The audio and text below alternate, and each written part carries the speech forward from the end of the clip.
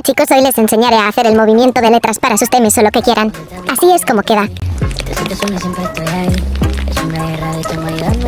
Antes de empezar el tutorial les voy a decir que solo es para iPhone, pero ya estoy buscando la manera de poder hacerlo en otros teléfonos. La app que utilizaré se llama Video Star. Una vez dicho eso, ya me cayó un mes y empecemos con el tutorial. 1, 2, 3, funk it.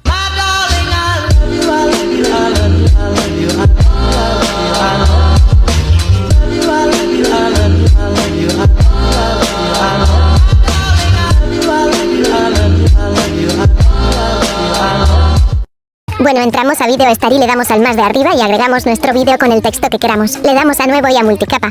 En la primera capa ponemos nuestro vídeo y le damos donde sale el dibujito de QR. Entonces pondremos este código. Te doy tiempo a que le tomes captura. Y listo. Bueno, espero que les haya gustado el vídeo y si es así no olviden suscribirse, activar la campanita, darle like, seguirme en TikTok, comentar sus dudas o pedidos de tutoriales. Bueno, los amo. Bye.